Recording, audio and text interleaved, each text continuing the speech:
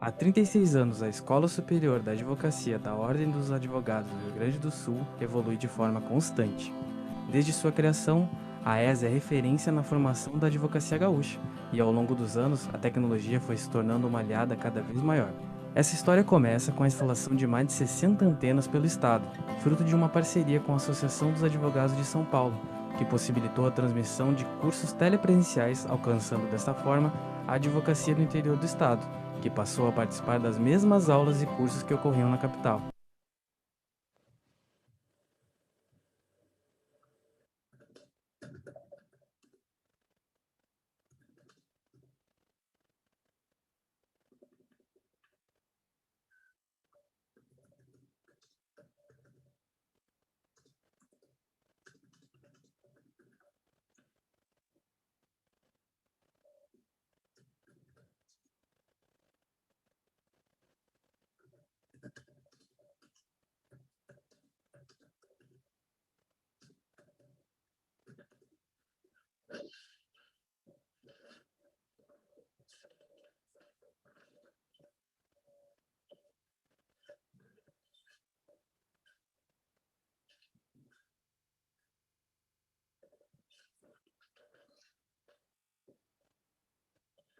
Muito boa tarde a todos.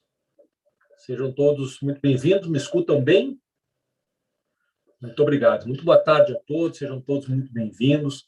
Quero, antes de mais nada, agradecer a todos os presentes que nessa tarde estão conosco para falar de uma temática tão importante, tão relevante, que é justamente essa nova lei de licitações e o seguro-garantia de obras e serviços de engenharia.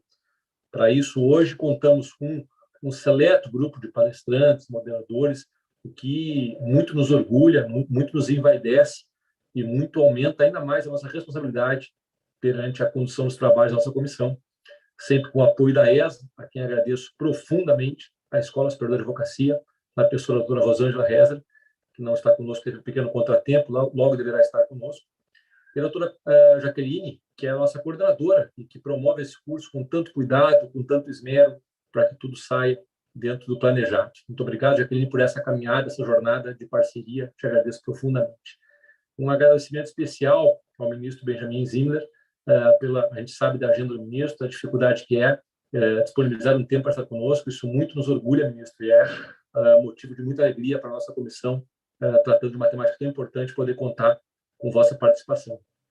Também os nossos demais palestrantes, doutor Guilherme Carvalho, a doutora Valéria Leite, que estão conosco hoje, e os nossos moderadores, doutor Maurício Cazen, doutor Matheus Klein, e o meu querido amigo, irmão, doutor Márcio Alexandre Malfatti, um amigo que a vida me trouxe, que é sempre um prazer poder te ouvir.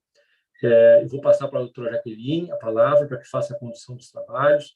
Eu informo aos palestrantes, eu infelizmente tenho um problema particular de ordem pessoal, de família, que me ausentarei logo mais. Eu vou tentar ficar o máximo que eu puder, penso que vou conseguir ficar até perto das 6 horas, talvez um pouco mais, mas logicamente os nossos eventos da ESA são sempre gravados no YouTube e certamente eu terei o privilégio da partezinha final que eu perder, assistir depois, ou mesmo já, enquanto me deslocar, eu vou escutando vocês. Agradeço profundamente a participação de todos, tenhamos todos um excelente evento, Por favor, Jaqueline, a palavra está contigo para a condução. Obrigado. Obrigada, presidente, amigo querido e motivador dessa Comissão de Seguros da OAB Rio Grande do Sul. Temos feito excelentes feitos, eu digo, desta comissão. Temas instigantes, temas que movimentam o mercado segurador, e este é mais um. Agradeço à doutora Rosângela Herzer, através da sua equipe incansável, que nos apoia muito, nos dá um suporte e atende a todos com muito carinho. Desde os convites aos palestrantes, a todos que estão aqui, sempre muito solícitos, muito carinhosos. Ministro Benjamin Zindler, muito bem-vindo ao estado do Rio Grande do Sul, mesmo que de forma virtual. Ao querido colega Malfatti, também, que está em São Paulo. Que bom que a tecnologia nos proporciona isso. Então, ministro do seu gabinete, o colega em São Paulo, a colega Valéria também, muito bem-vinda, doutor Guilherme, doutor Matheus Klein, Maurício Gazen, da nossa infraestrutura aqui do Rio Grande do Sul. Enfim, a todos, muito obrigada pela audiência. Esse evento ficará gravado pela plataforma do YouTube, ao qual poderão assistir depois. Me coube aqui falar brevemente como é que surgiu pela Comissão de Seguros este evento. Inquietos que somos aqui com novas legislações, principalmente na área que nos apaixona, que é o mercado de seguros. O seguro de obra e serviços de engenharia ganhou muita ênfase na nova lei de licitações, onde aqui falamos, então, sobre inquietudes, tanto de ente público quanto o privado. Essa nova lei realmente traz debates, discussões, ainda estamos com adequações, porque ela tem aí um período para entrar em vigor ainda em 2023, e não poderia ser diferente, trazer aqui um ministro, ao qual também o doutor Guilherme cabe o controle. Os colegas que estão aqui são especialistas na área de infraestrutura, e os queridos colegas também, Malfatti e a doutora Valéria, na área de seguros. Nós teremos da seguinte dinâmica desse evento.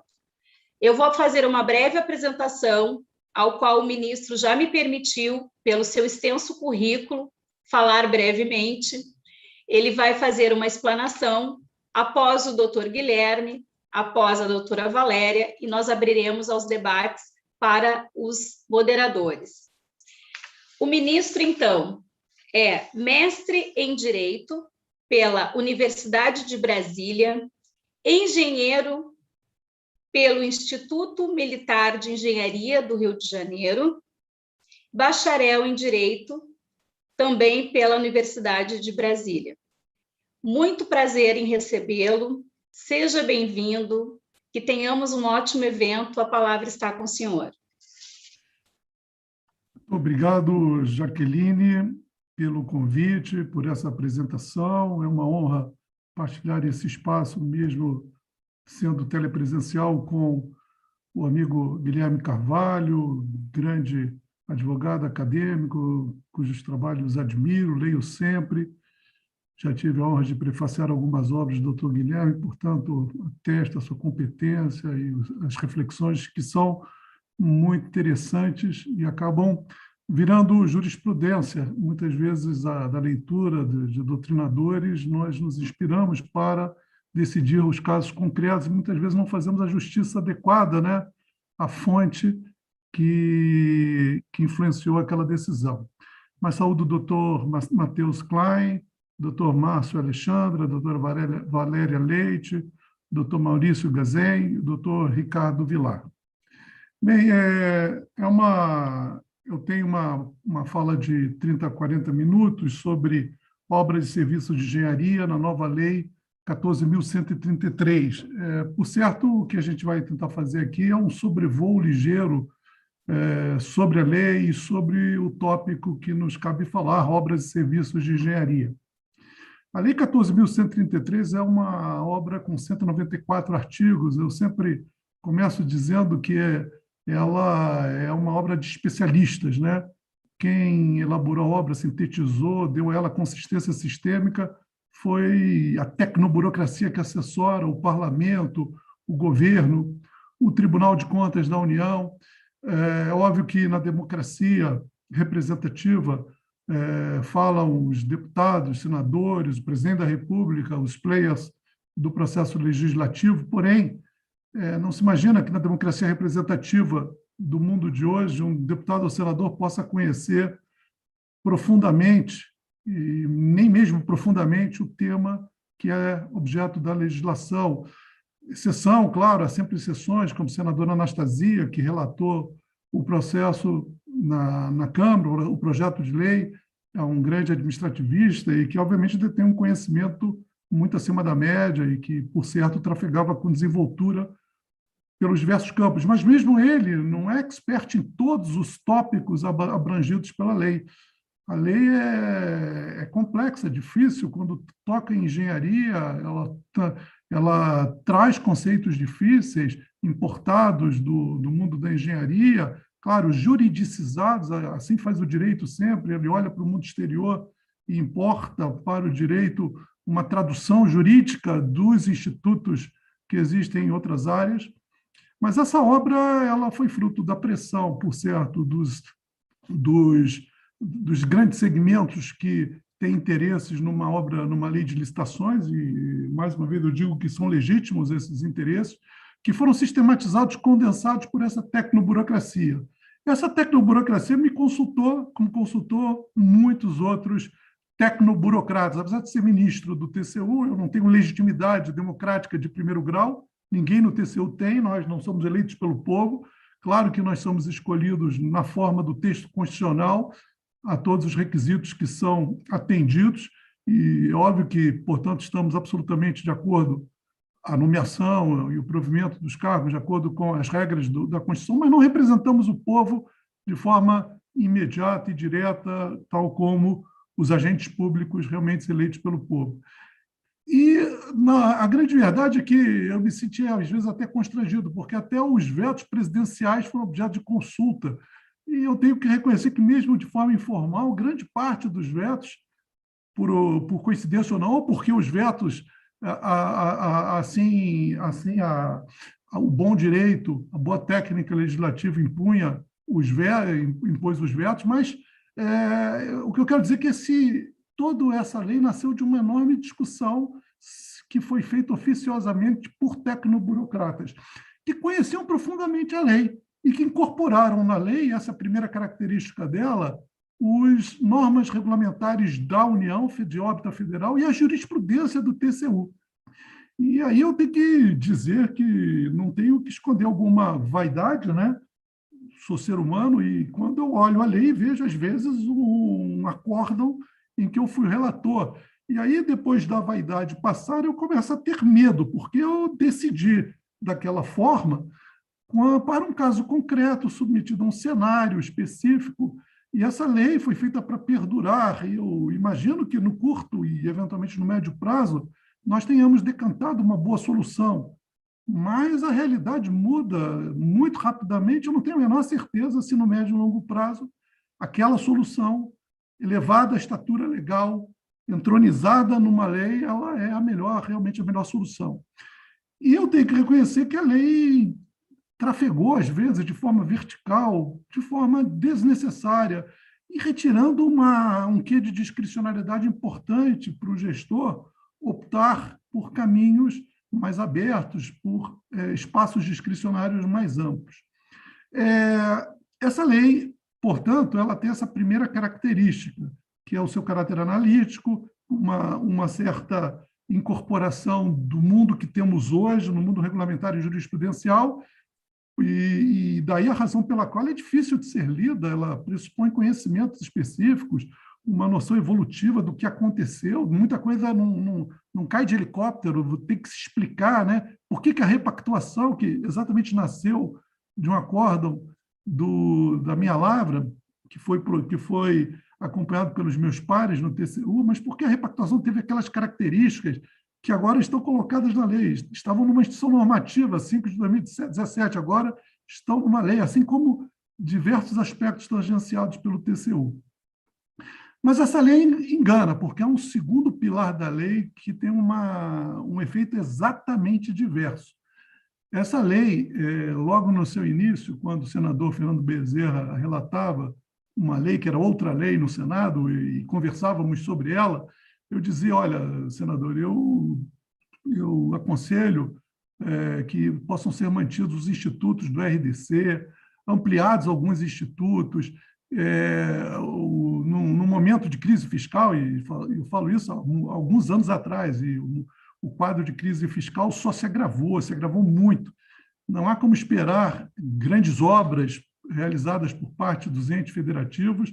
Em relação à União, falo com maior conhecimento, mas sei que é um problema que aflige todos os entes federativos. Então, é preciso, assim como no mundo das concessões, buscar a eficiência privada, captar capitais privados para as obras públicas tradicionais, assim como é feito num contrato de concessão, permissão, de PPP, cuja lógica é sempre o particular utilizar seus capitais privados, eventualmente obter crédito, mas a partir desses capitais privados, prestando serviço público por sua conta e risco, e recebendo tarifa ou contrapartidas pagas pelo Estado, né, nas PPPs, ele amortiza e remunera o seu capital.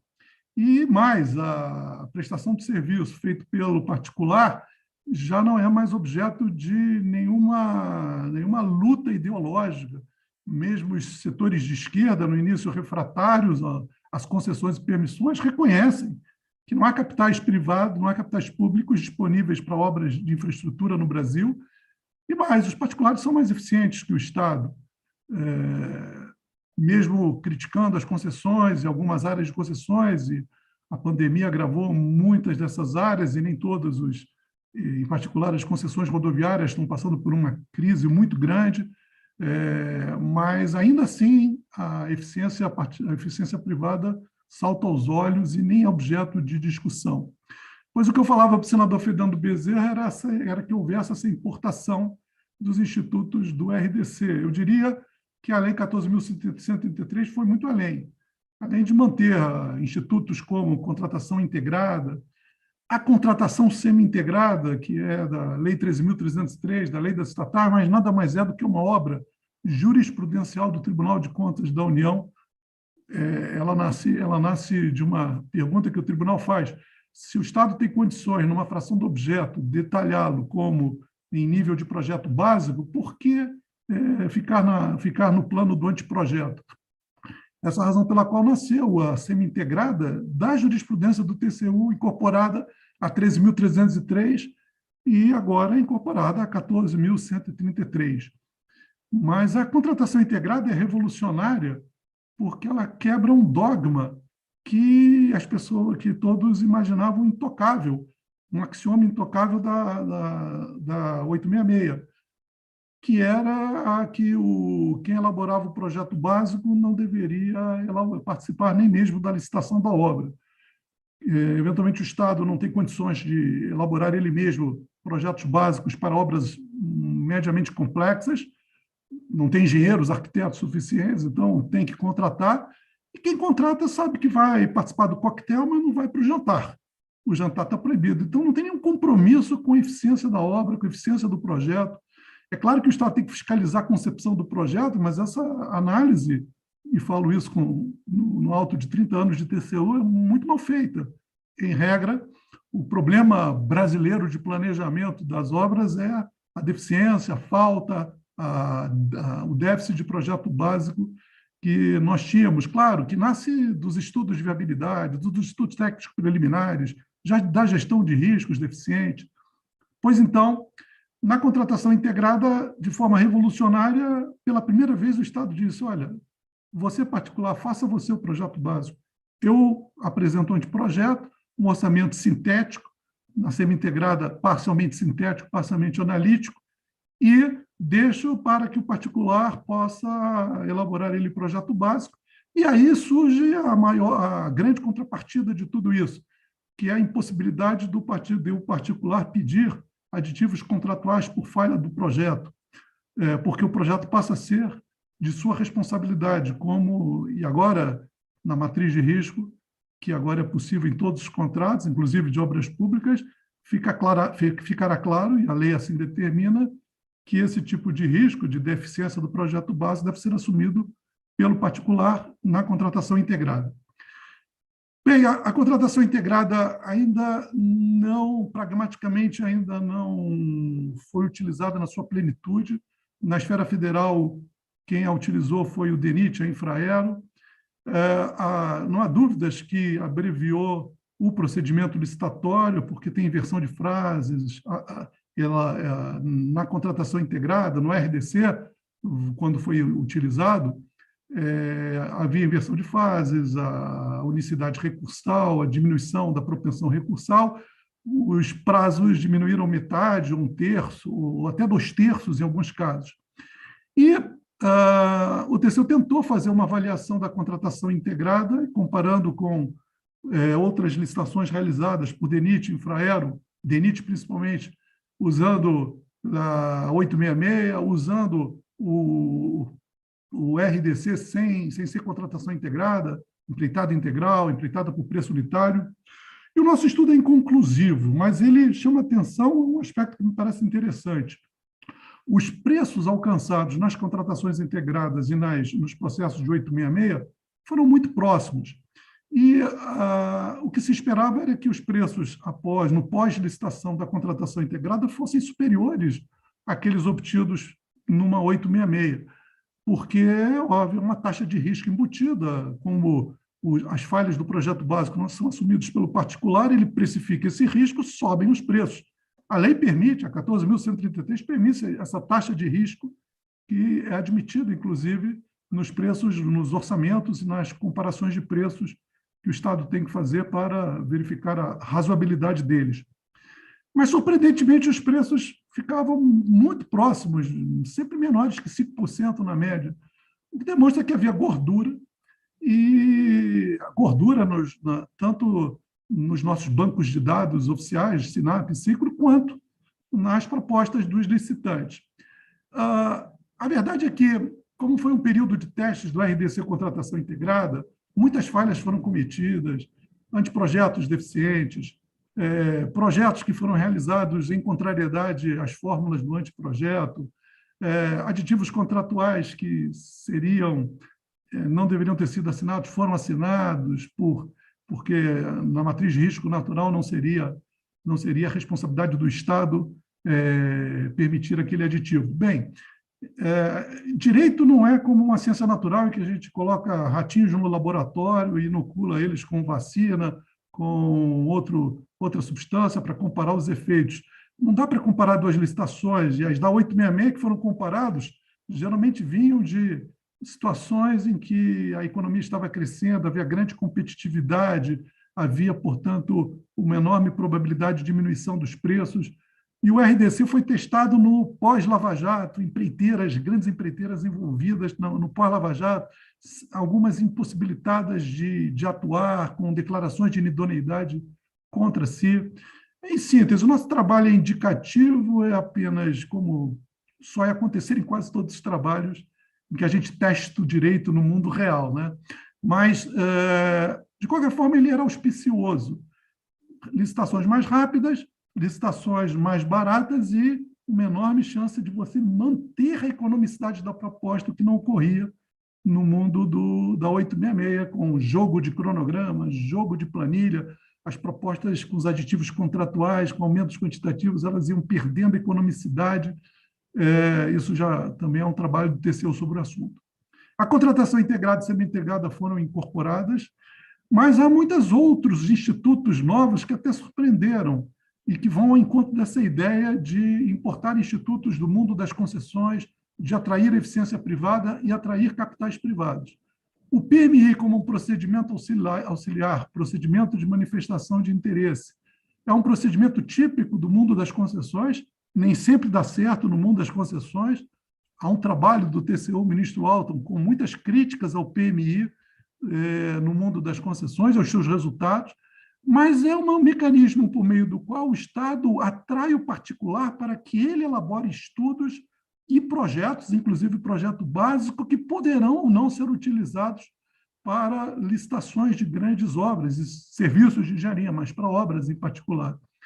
Senhores, a ideia é remunerar esse parceiro privado de forma indireta pelo vencedor da licitação. É óbvio que já há um chamamento, há uma escolha, há uma autorização para a realização dos estudos, há uma definição, um critério objetivo, que não é uma licitação para definir o melhor projeto, mas, senhores, é abrir ao particular a possibilidade dele, eventualmente, mostrar, trazer ao Estado um projeto básico melhor elaborado que sirva para uma grande obra pública. E quebra-se novamente o paradigma e o axioma que mencionei. Aquele particular que faz o projeto básico, claro que pode participar do procedimento licitatório. Nem faz sentido ele não participar, senão ninguém participaria de um PMI. Então, vejam como a nova lei está quebrando paradigmas antigos, né? E formulando essa possibilidade. Bem, foi criado, por exemplo, foi ampliado o escopo do contrato de eficiência, da ideia de remuneração variável, da matriz de risco, de um novo regime de contratação chamado fornecimento e prestação de serviço associado. Vamos lá. Contrato de eficiência. O contrato de eficiência já era utilizado no RDC, foi para a Lei 13.303 e ainda não foi utilizado de uma forma ampla. Ele é um contrato que se aproxima muito de um contrato de concessão. E vejam, a Lei 14.133 permite que esse contrato possa ter 35 anos, duração de 35 anos.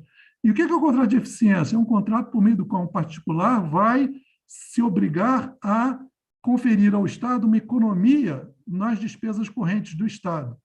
E, para isso, ele terá liberdade para trocar bens, fornecer bens, realizar obras.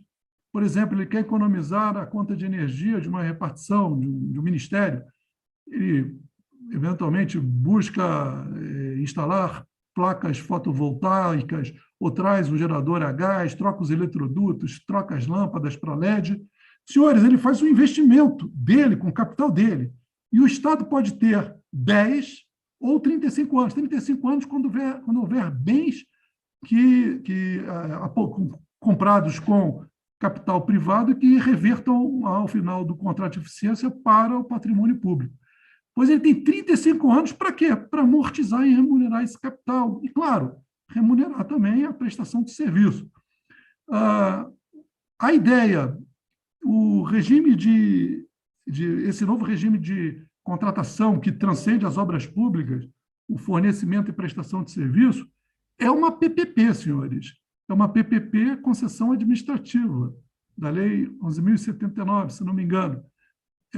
Disfarçado, sem algumas características, mas o que esse serviço, nesse regime de execução, o particular executa a obra ou fornece bens e começa a prestar um serviço, recebendo uma remuneração por esse serviço e, claro, recebendo também uma parcela que serve para remunerar e amortizar o capital que ele investiu.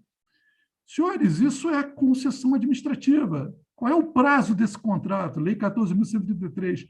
10 anos mais o prazo necessário para uma eventual obra que ele tenha que realizar.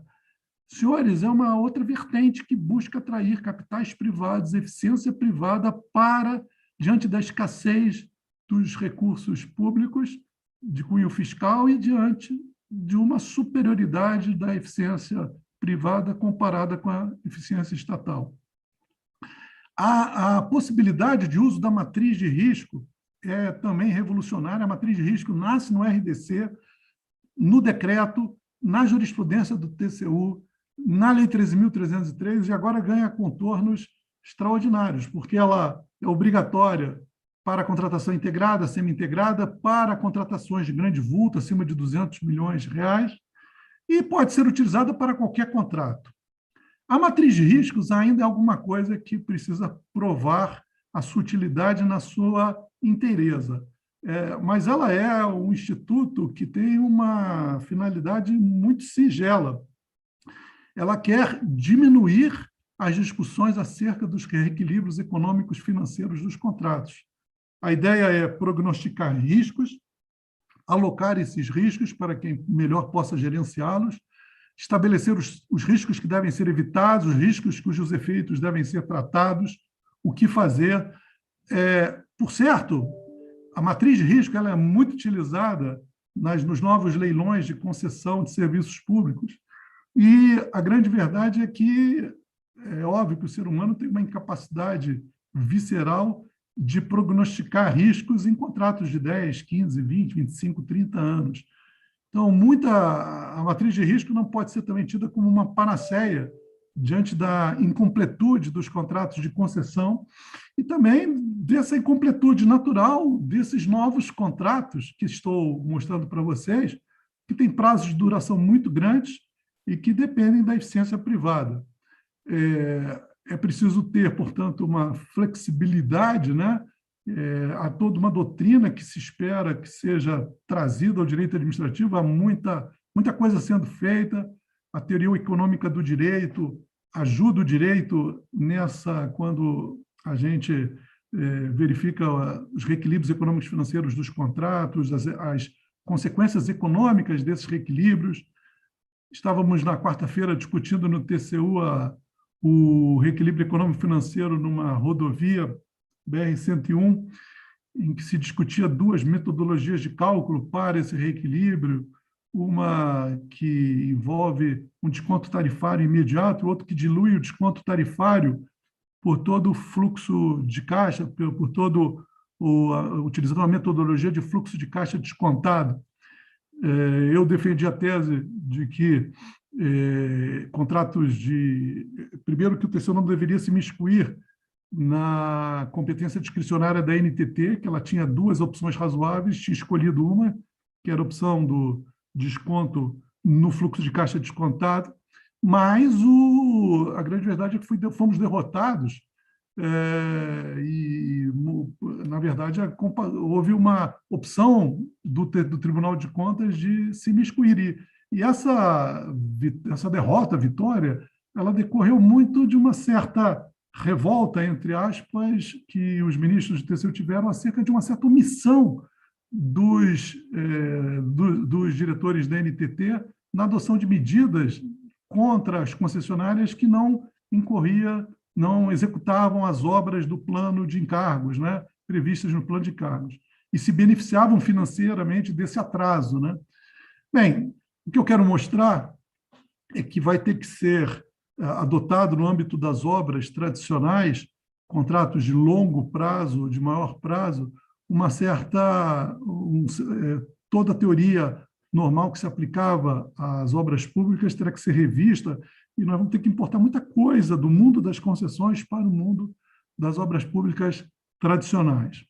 Continuando nessa linha, a remuneração variável também não é alguma coisa que vem sendo utilizada de forma eficiente pelo Estado, pelo menos na União, mas é alguma coisa que busca premiar o contratado particular por uma variação de preços, ou seja, um pagamento maior, que possa ser medido em função da melhor resposta que o contratado deu, porque antecipou cronogramas, porque ofereceu bens, serviços e obras de melhor qualidade, e por isso ele é remunerado, não com elogios ou tapinha nas costas, mas com recursos, com valores, né, que têm que ser parametrizados, tá certo? Decorrem de fórmulas matemáticas que nós teremos que fazer. Também houve uma mudança sobre o mundo das garantias, se as garantias foram mantidas assim na sua classificação tradicional, garantia do licitante, prestada pelo licitante, garantia prestada pelo contratado e uma garantia complementar quando você tem uma proposta que não é inexequível, mas está no limiar da inexequibilidade. Esse seminário, imagino, vai tratar mais de uma nova hipótese de garantia, de um seguro-garantia com cláusula de retomada, um performance bond, que é uma novidade e que... Deixa eu só ligar o ar-condicionado aqui, que está suportável o calor aqui. Bem, esse performance bond, ele é uma novidade. Ele é uma novidade e, óbvio, depende de uma série de variáveis para dar certo. É importante, Jaqueline, que você traga esse tema, porque é muito importante que você ouça a administração pública, a doutrina, os advogados que trafegam nessa área, mas também o pessoal do mercado segurador, as próprias empreiteiras devem ser ouvidas, porque há muitos riscos nessa questão. Primeiro, do ponto de vista da administração pública, um risco importante é o fato de ser delegada ao setor privado uma fase adicional de habilitação.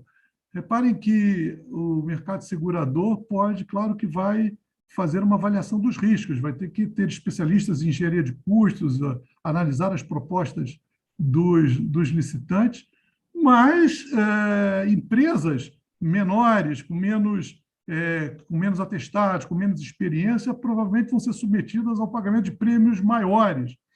E esses prêmios, com um valor de 30% do performance bond, podem ser proibitivos e teremos, portanto, uma fase de habilitação realizada pelo setor segurador, né?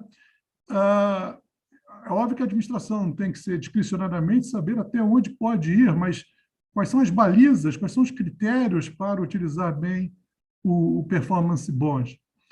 E mais, a cláusula o seguro garantia com cláusula de retomada, ele pode ser utilizado e também há duas possibilidades, uma de até 30% que o Estado pode exigir e numa situação tradicional até 5% ou 10%, ou seja, haverá uma possibilidade de utilização dúplice do seguro-garantia com cláusula de retomada. Isso é alguma coisa que também vem do mundo das concessões, é o step-in right, né? Em que os financiadores do concessionário podem assumir a concessão no caso de uma inadimplência, né? De uma caducidade da concessão, para evitar essa caducidade da concessão. Essa opção é dramática no mundo das concessões, porque estamos falando de serviços que não podem ser paralisados, são serviços públicos com interesse coletivo, e, portanto, a paralisação deles é absolutamente dramática. Óbvio que obras de engenharia, evitar a sua interrupção, passou a ser alguma coisa vinculada ao interesse público mais relevante possível. Eu acho que vocês conhecem, o TCU traçou um quadro, né, de absoluta ineficiência nas obras públicas do Brasil. O ministro Vital do Rego relatou um processo, acho que em torno de 40 mil obras analisadas pelo TCU, e algo com 37% das obras estavam paralisadas, 17 mil obras, os números podem estar me fugindo agora. E as causas são múltiplas, né? No projeto básico deficiente, deficiência, falta de recursos, né? Que também está associado a um planejamento deficiente. Então, eu imagino que o legislador, conhecedor dos problemas brasileiros, quis criar uma alternativa, né, às rescisões contratuais por inadimplência do contratado, permitindo, portanto, que haja esse step-in right, esse direito de entrada do segurador, que, claro, pode contratar uma outra, óbvio, ele contrata uma outra empresa, ele passa a ter direitos que a lei lhe faculta, né, de acompanhar a execução da obra, né? Mas a questão é, o mercado segurador está estruturado para performar adequadamente nessa área? A administração pública tem conhecimentos práticos para exercer discricionariamente essa faculdade, escolher os casos em que a performance bond deve ser oferecida, exigida dos licitantes, dos contratados, perdão, e a definição do percentual de até 30%, que é alguma coisa perigosíssima, que pode inviabilizar a competitividade do certame, saber também calibrar a dosimetria desse performance bond. Esses são pontos que gostaria, por certo, de ouvir. Eu sei que não é exatamente a minha área de análise, mas que eu ouvirei com muita atenção, é alguma coisa que vem atraindo a atenção de todos, e em particular do Tribunal de Contas da União. Senhores, é claro que eu poderia falar aqui, posso disponibilizar um trabalho que fiz sobre esse assunto, diversos aspectos, como regras de alocações contratuais, uso do BIM, pagamentos, a indicação do agente causador da paralisação da obra, mas eu acho que os pontos fundamentais foram esses. E, concluindo, eu digo que, fazendo as perdas e ganhos da nova lei, eu entendo que a lei é muito positiva, é uma lei muito difícil de ser utilizada, não será fácil para os entes subnacionais, os menores em particular, utilizarem as leis, utilizarem na plenitude os institutos criados pela lei, nem mesmo a União e os grandes estados, com as burocracias qualificadas, já estão hoje preparados para usar essa lei com plenitude. É preciso, portanto, muita qualificação, muito debate. Há 2 anos em que o legislador permite que essa lei seja testada, e eu acho que esses 2 anos devem ser utilizados com muita sabedoria, né? Com arrojo, com inventividade, mas com muita sabedoria e prudência. E eu estou muito esperançoso que essa lei possa produzir efeitos no médio e longo prazo muito interessantes. Não se enganem, os 194 artigos estão muito bem alinhavados, estruturados, e, apesar da perda de discricionariedade que mencionei no início, há um ganho de discricionariedade gigantesco, com quebra de paradigmas e a possibilidade de parcerias público-privadas muito interessantes no mundo das obras e dos serviços públicos. Muito obrigado, Jaqueline, pela oportunidade.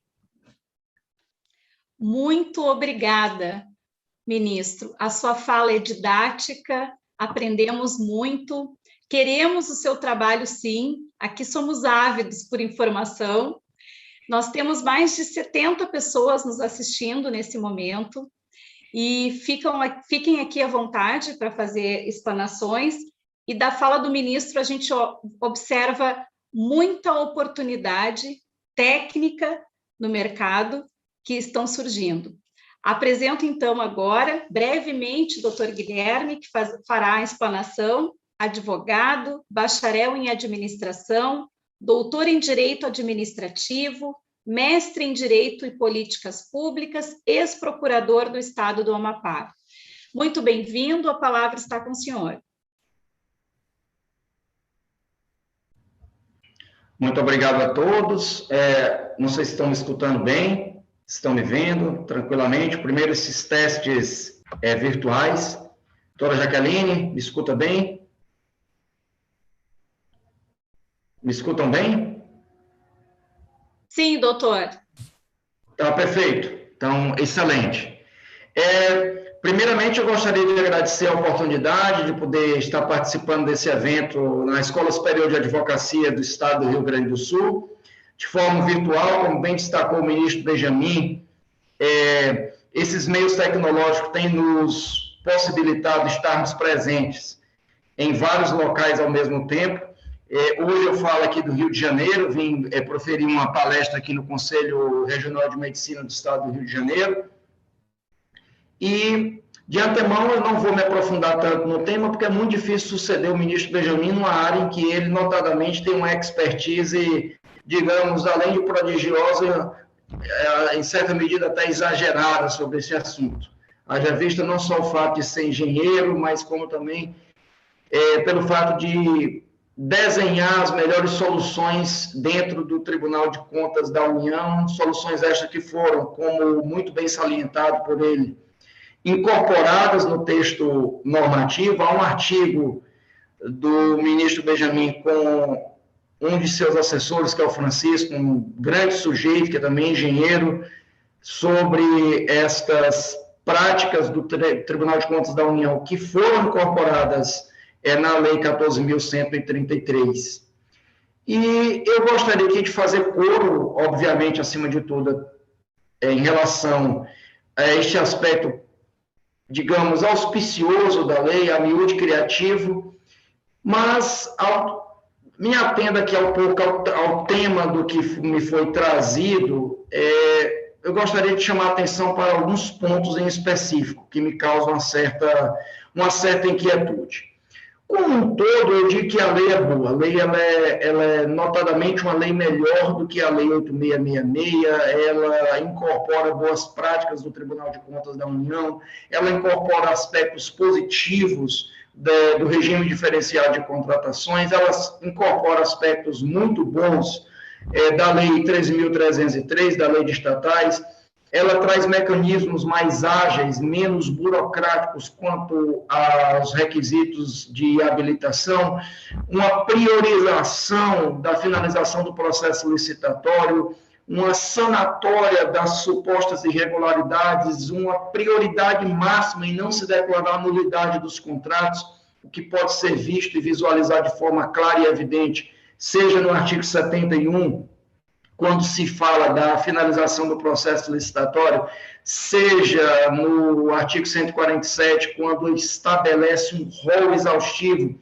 de elementos que devem ser observados pela administração pública para declarar a nulidade de um contrato, e ainda que declare a nulidade deste contrato, pode manter a relação contratual rígida, relacionando as possíveis perdas e danos por meio de cálculos de indenização que podem ser submetidos a meios alternativos de solução de controvérsias.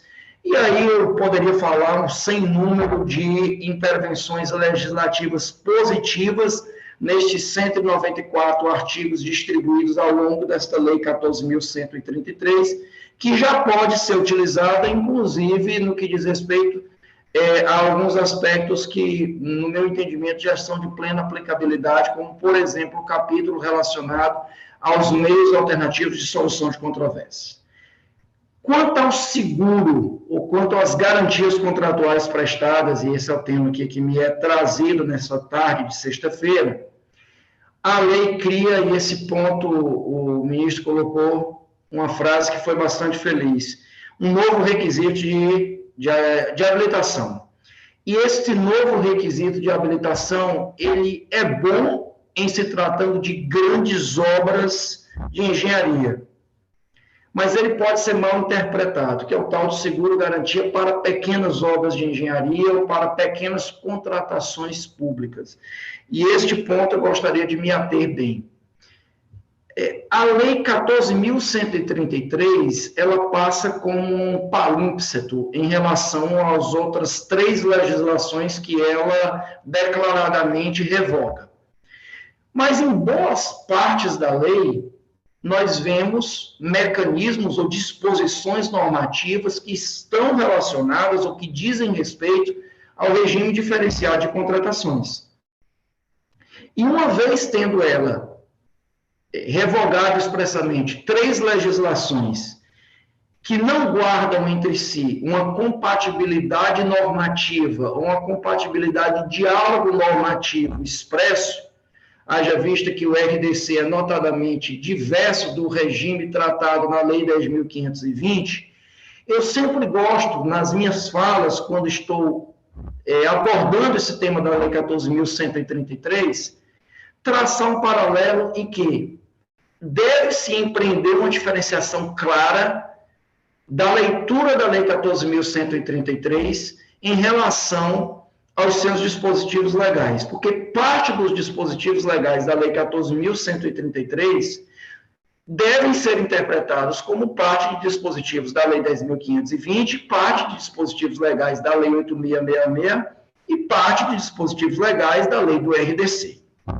No que diz respeito à matriz de riscos, a análise mais sofisticada deste equilíbrio econômico-financeiro dos contratos, e esta distribuição de risco, distribuição destas áreas extraordinárias que se tenta estabelecer desde o início do contrato, incluindo como um requisito de habilitação extra um terceiro, que é o papel justamente do segurador, como uma forma de manter mais rígida esta equação econômico-financeira e garantizar ao poder público a possibilidade de finalizar um contrato, ela é, em um certo ponto, um bom mecanismo, porque garante a finalização do objeto contratual, notadamente se tratando de obras e serviços de engenharia, muito embora possa ser utilizada em relação a outras espécies de contratações públicas, mas deve ser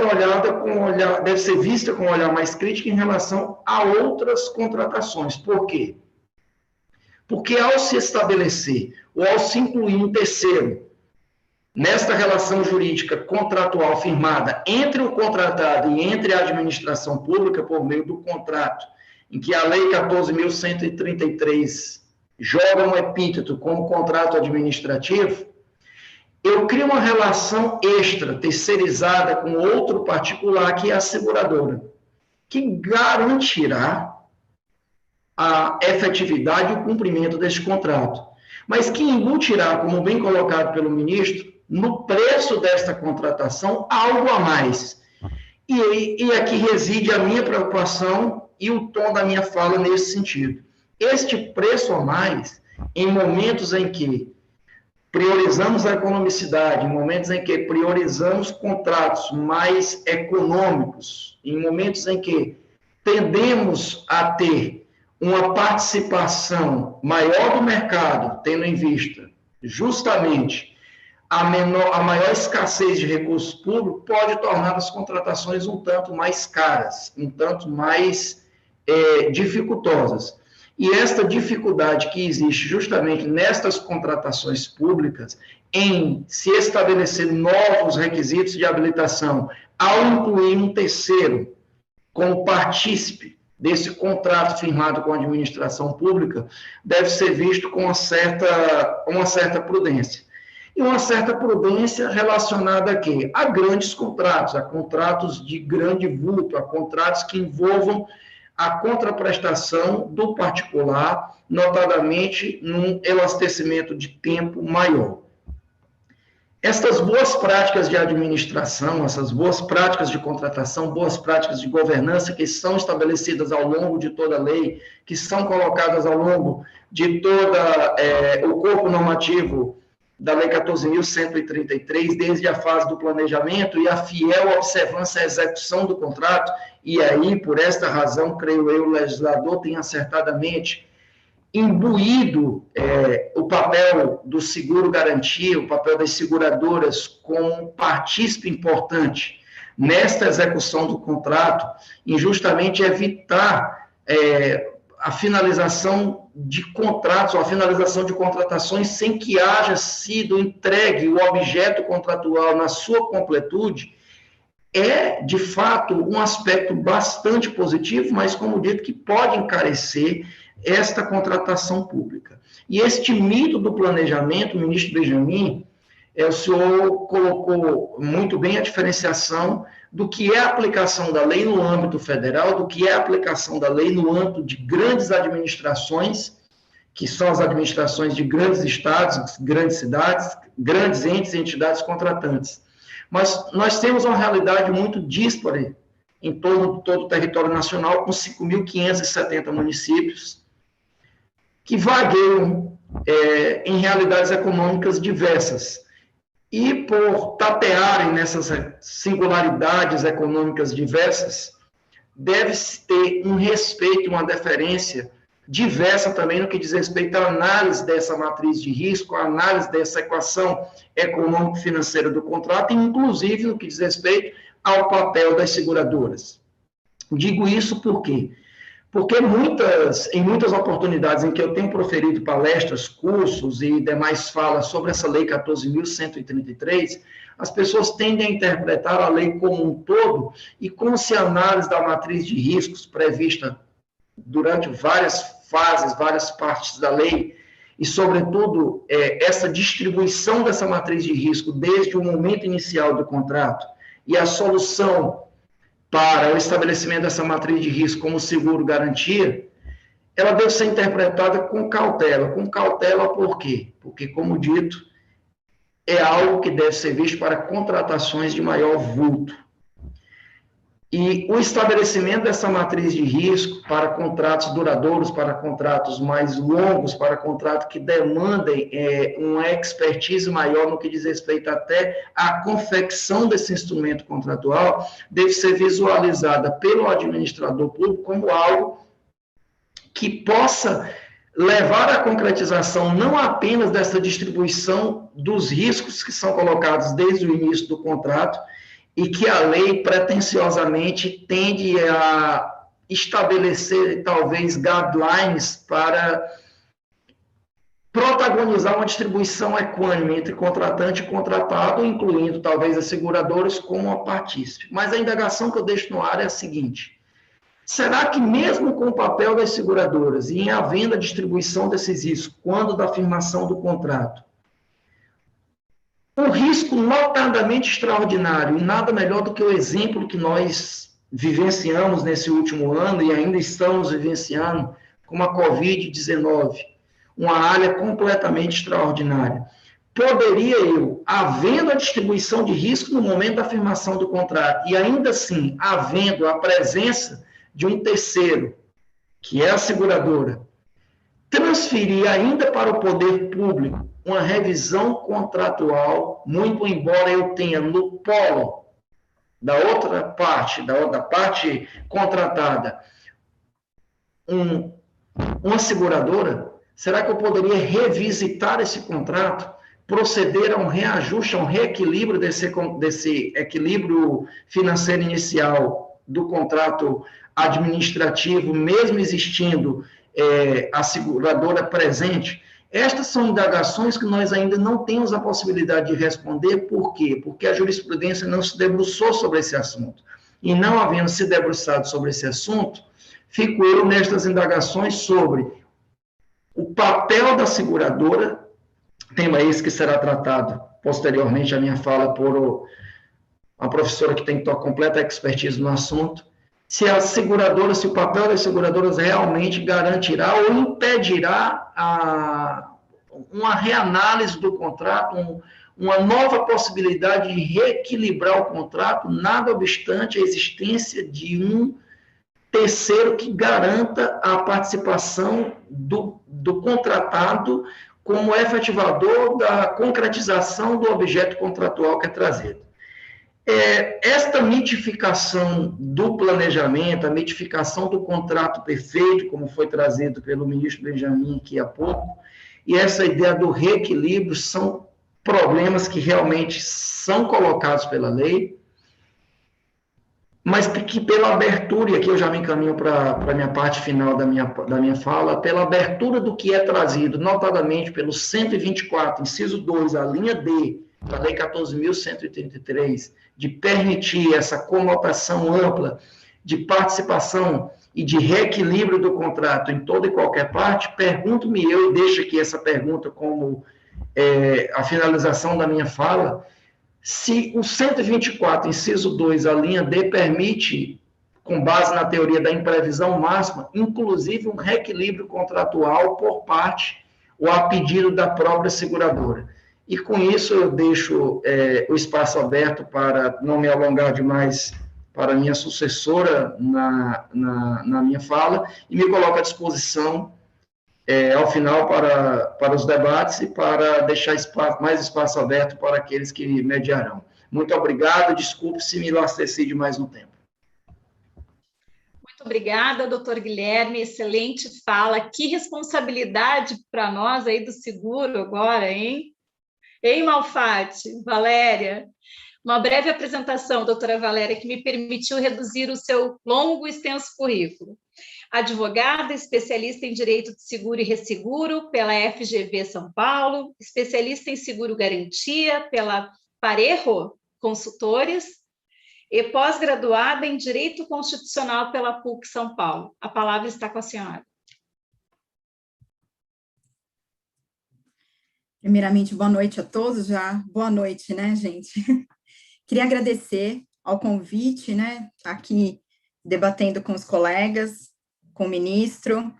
Bom, eu acho que a minha fala, ela vem tomando um gancho aí, né, de algumas falas pertinentes por parte do ministro, que entrou um pouquinho no assunto do seguro-garantia, bem como do doutor Guilherme, meu colega aí, e eu acho que a gente pode começar falando de uma palavra que ambos disseram com bastante assiduidade, que é a questão da eficiência privada, né? Então, quando a gente coloca que a nova lei está trazendo com que, dentro dos projetos, comece a ter a tomada, né, da assunção de responsabilidade pelo contratante da obra, ou seja, a eficiência do desenvolvimento do projeto de infraestrutura, ele está sendo totalmente deslocado para o ente privado, a gente, consequentemente, a partir da hora que a gente tem um terceiro agente, que seria uma seguradora, e aí a gente vai falar um pouquinho aqui de toda a cadeia, né, que não envolve só o ente segurador, né, qual o papel desse mercado, né, nessa questão da eficiência, né, o que isso daí está refletindo aos olhos do mercado segurador, ao qual eu estou militando há 20 anos, e vendo, e conversando, entendendo aí com alguns players desse jogo, né, o que será daqui para frente, né, com essas grandes inovações que vieram, porque a gente sabe que a questão das garantias, né, seja de licitante, ou seja do performance bond, isso daí já é uma questão tradicional, a qual o mercado segurador, ele começou o produto do seguro-garantia exatamente com esse viés, que era para garantir os contratos, né? E o mercado, ao longo do tempo, ele foi trazendo inovação de produtos, né? Até porque teve um grande período aí, né, que tiveram complexidades em grandes obras, né, questões de compliance, e machucou um pouquinho também o mercado segurador. Ele teve que se inovar, trazendo outras modalidades de produto, como o produto do seguro-garantia judicial, que passou a ter um equilíbrio diferenciado, né? Quando a gente fala do seguro-garantia na sua natureza, na origem, né? Ele tinha ali a expectativa de ser um produto contratual, um produto de infraestrutura, e ao longo do tempo a curva, né? A balança foi se desequilibrando, e a gente hoje tem um outro produto, uma outra modalidade que faz com que o mercado hoje consiga se manter vivo dentro do seguro-garantia. Então, qual que é a visão hoje que eu vejo dentro do mercado, né? É uma visão de ânimo, né? Porque a gente está vendo que o mercado segurador está entendendo que, com a nova lei, a gente vai trazer um fôlego para a retomada do seguro-garantia tradicional, né? Que é aquilo que eles gostam de fazer, que o mercado gosta de subscrever risco tradicional, risco de grande obra, risco de projeto, é a expertise deles, mas, ao mesmo tempo, algumas aflições, vamos dizer assim, né? E tomando em base os dois grandes questionamentos dos meus colegas, as aflições, elas estão exatamente nos dois pontos, que seriam, basicamente, né, a possibilidade de um incremento do percentual a ser garantido, né? E aqui a gente traz uma complexidade dentro do mercado, como o mercado vai trabalhar, e o outro ponto que é a questão da retomada, né? Que é a cláusula de stepping right, que isso realmente é um ponto inovador, né, para o mercado segurador aqui no Brasil. A gente sabe que surety bond nos Estados Unidos, eles já têm isso daí há muitos anos, na verdade, isso daí já está enraizado lá, né? Ou seja, o mercado segurador, ele basicamente, ele tem um papel fundamental dentro das obras, ele é garantidor 100% dos projetos, né? E aqui no Brasil, a gente, obviamente, né, tem essa questão da regularidade de como trabalhar para que não inviabilize os projetos, mas esses dois pontos realmente são os pontos aos quais os mercados, né, as grandes seguradoras, elas vêm se falando e vêm conversando de como ela vai lidar com isso daí, né? Quando a gente fala do percentual de acréscimo de importância assegurada nos projetos, bem como o doutor Guilherme colocou aí uma preocupação em relação, olha, isso daí vai trazer um incremento no custo, né? Isso é também um ponto aí que está sendo muito debatido, é um ponto delicado, mas eu gostaria de colocar um outro ponto que eu entendo que seria até muito mais importante o debate, que é a questão da capacidade de alocar, né, esse risco financeiro, né? O que eu quero dizer com isso? O mercado segurador, ele é um mercado que ele compra risco e ele repassa risco. quando ele repassa o risco, que é para o mercado ressegurador, né? O mercado segurador ele tem que estar confiante, né, dos projetos para que o mercado ressegurador possa estar na parceria, né?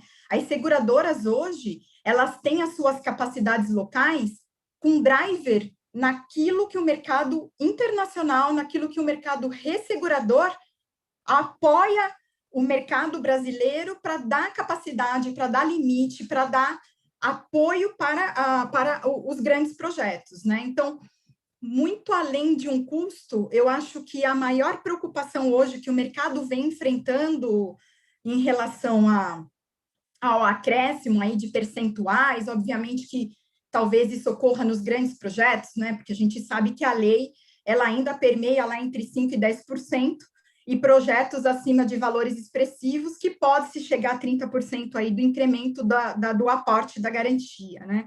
Então, subir esse incremento, o quanto de capacidade financeira as seguradoras precisam trazer, o quanto de capacidade financeira as seguradoras precisam convencer os seus parceiros, os seus resseguradores, o seu painel de resseguro, para apostar nesses projetos e trazer essas capacidades e dizer, olha, estamos preparados para estarmos próximos e vamos apoiá-los. Então, esse é talvez o maior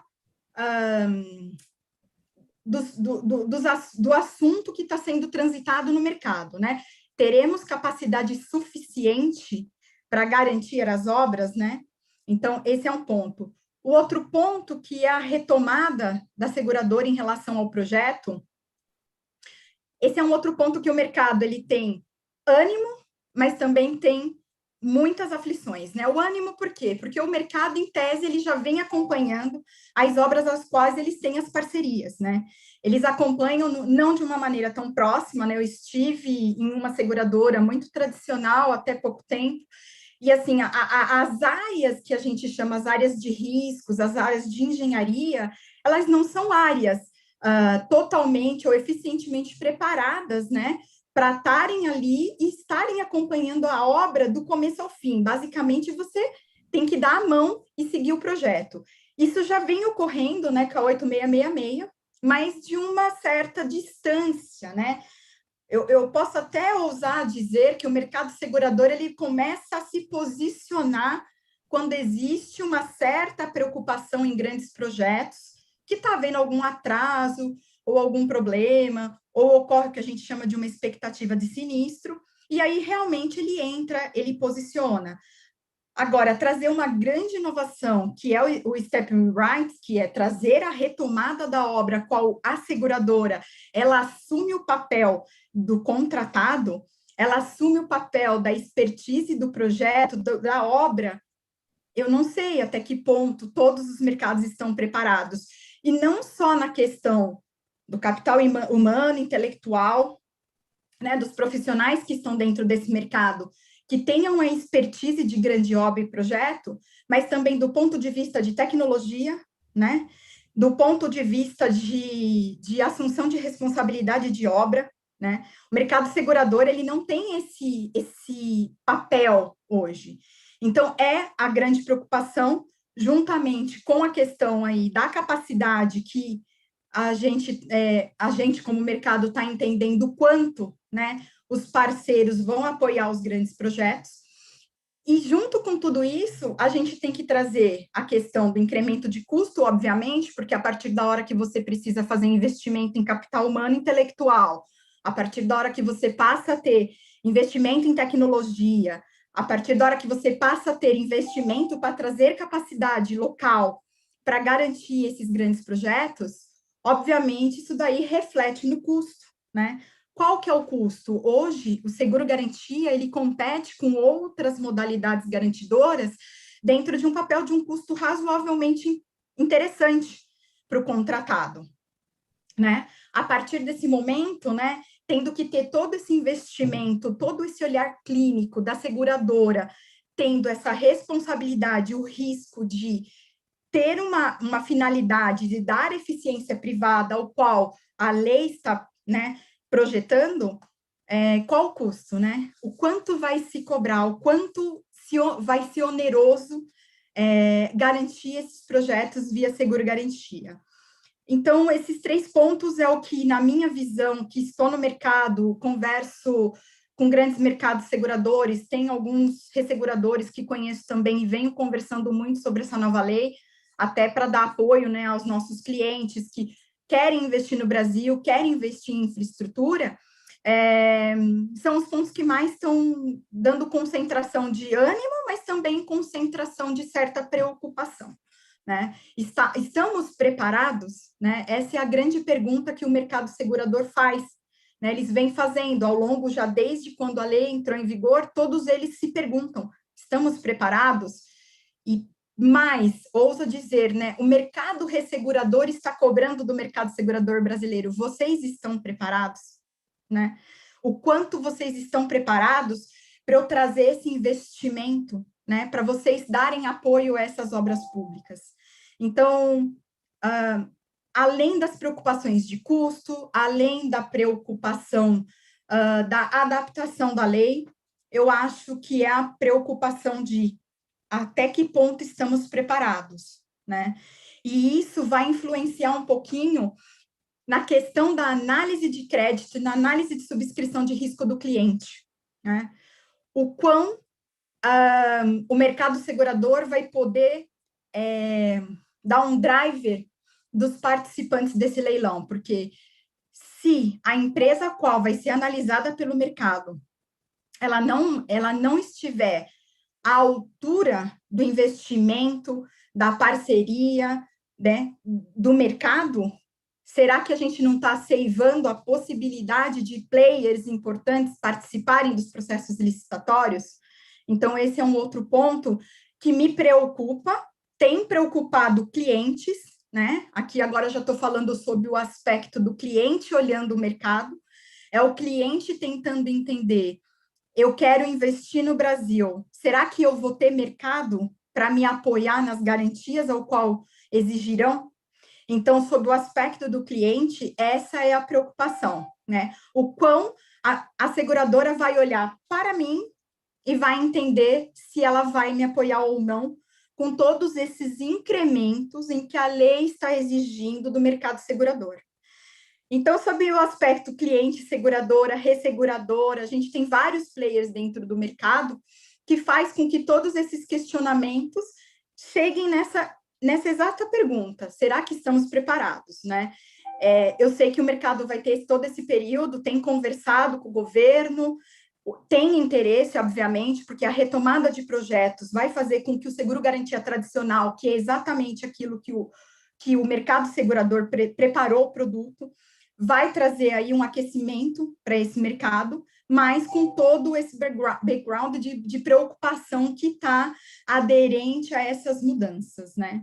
Então, acho que eu acho que eu poderia contribuir agora com os senhores, eu também fico aqui à disposição e aberta para questionamentos. Muito obrigada.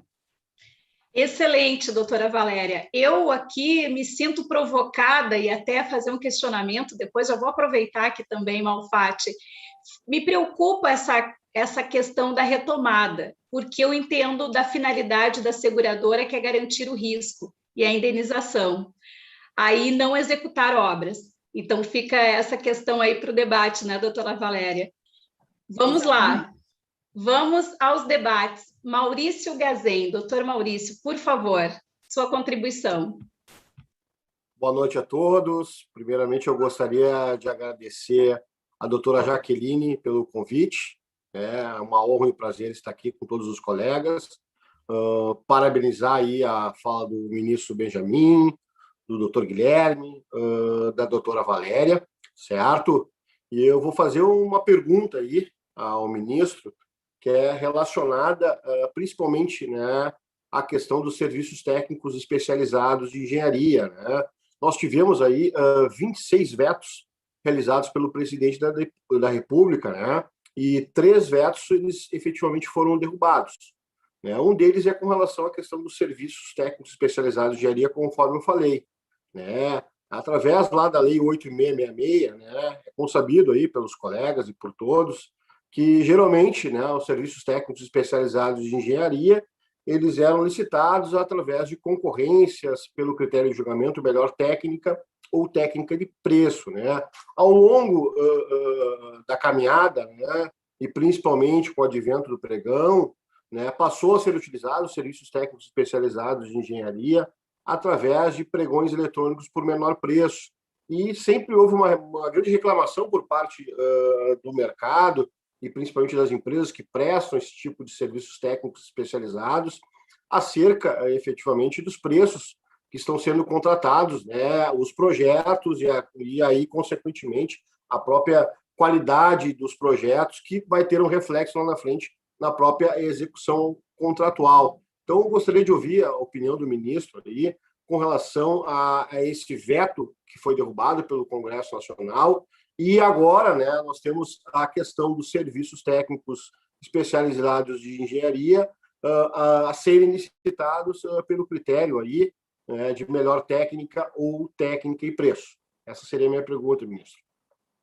Bem, eu agradeço, doutor Mauricio Gazen. Eu trabalhei alguns anos da minha vida na área de consultoria no setor privado e sei que havia uma enorme pressão por parte das empresas de consultoria na área de engenharia, né, pelo afastamento do pregão na utilização do pregão e mesmo do menor preço, né, Perfeito. o maior desconto, para alguns serviços técnicos especializados de natureza predominantemente intelectual, em particular, serviços técnicos de engenharia. Bem, deixa eu tentar colocar as questões. A lei do pregão nunca disse que... Ela sempre disse que poderia se usar pregão para bens e serviços comuns, aqueles bens que eventualmente pudessem ser especificados a partir de regras usuais no mercado. E houve num decreto que regulamentava há muito tempo o pregão presencial, a lei do pregão, um dispositivo que vetava o uso do pregão para serviços de engenharia. E aí o TCU formou uma jurisprudência dizendo serviços comuns de engenharia podem ser licitados por meio de pregão e, obviamente, pelo menor preço. Perfeito. O que houve é uma jurisprudência expansiva do TCU, porque o pregão foi um enorme sucesso. E há muitos serviços de engenharia que são tradicionalmente feitos sem nenhuma dificuldade, seguem protocolos, seguem quesitos que são absolutamente dominados no estado da arte. E, com toda honestidade, eu entendo que foi um ganho. A influência da jurisprudência do TCU no mundo real foi muito positiva, pela expansão do uso do pregão para serviços de engenharia comuns. Bem, os serviços que não eram comuns de engenharia, sim, eram licitados por técnica e preço. De certa forma, isso foi mantido pela nova lei. A lei obriga o uso do pregão para bens e serviços comuns, fala que os serviços especiais de engenharia não podem ser licitados por meio de pregão, mas a concorrência pelo menor preço é um pregão. O pregão e concorrência foram absolutamente assimilados e não há grande diferença. O único problema foi realmente esse veto presidencial, que foi feito por pressão das empresas de consultoria, muito provavelmente, que obrigou a melhor técnica, a técnica e preço para alguns serviços técnicos de engenharia superiores a 300 mil, três itens dos serviços especializados, incluindo os projetos básicos. Então, para elaborar projetos básicos, acima de 300 mil, tem que ser utilizada a técnica e preço, a melhor técnica. E aí fica afastado, sem dúvida, o pregão, e aí a concorrência não é assimilada ao pregão. Eu vou ser sincero, essa obsessão com a técnica e preço ainda precisa alguém. Eu já conversei com o pessoal do setor de consultoria, alguém tem que me convencer de que a técnica e preço é essa panaceia toda. A técnica e preço hoje no Brasil é um mito. Basicamente se decide a técnica pelos atestados pregressos que a empresa tem, e não pela metodologia que ela se propõe a utilizar. Obviamente, uma pressão das consultorias já sedimentadas, que têm, por certo, atestados em profusão e que ganham as licitações por esse somatório de atestados. Isso é uma replicação da fase de habilitação, e, para mim, não faz sentido com todas as vezes. A técnica e preço é um fracasso no Brasil. Geralmente vem a representações no TCU, a judicialização, o elemento subjetivo do julgamento técnico acaba repercutindo e tirando a segurança jurídica da contratação. Bem, eu não gostei desse veto, é particularmente um veto que seria totalmente contrário. Perfeito. Muito obrigado aí pela explanação. Ministro, aí deixo os colegas à vontade para fazer as demais perguntas. Muito obrigado. Agradeço, doutor Maurício. Doutor Matheus Klein, por gentileza, sua contribuição. Boa tarde a todos. Agradecer à doutora Jaqueline, à Escola da OAB pelo evento, pelo excelente evento que está sendo promovido aqui hoje. Eu queria direcionar, então, um questionamento aqui para o doutor Guilherme, né, mais focado nessa linha que trata, na verdade, das linhas de defesa, né? O doutor colocou ali a questão do papel das seguradoras, como é que seria essa questão da divisão dos riscos, esse incremento no possível preço final que poderia ocorrer com a utilização do seguro-garantia, né? E como se faria esse filtro para não haver os abusos na hora da exigência de seguro e não incrementar de forma demasiada o preço final a ser proposto numa eventual licitação, né?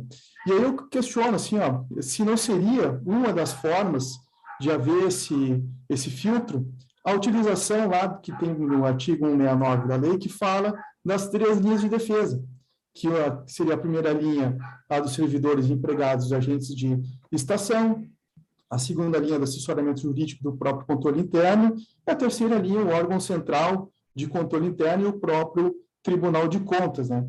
Se não caberia ali, até ver, talvez, no parecer jurídico, que faz a parte final de análise, ou se poderia se criar alguma normativa interna do próprio órgão, ou até mesmo a Corte de Contas expedir algumas instruções normativas.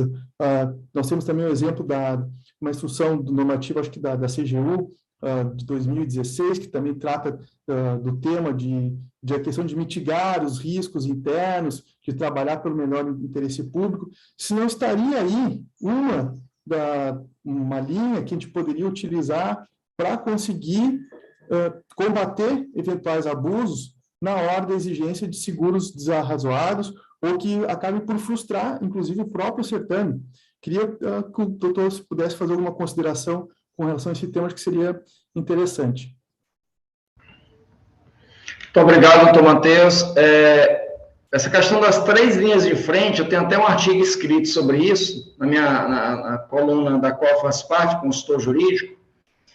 O artigo 169 foi bastante satisfeito, foi bastante primoroso nesse sentido em tratar as 3 linhas de frente de controle permanente de boas práticas de contratação pública.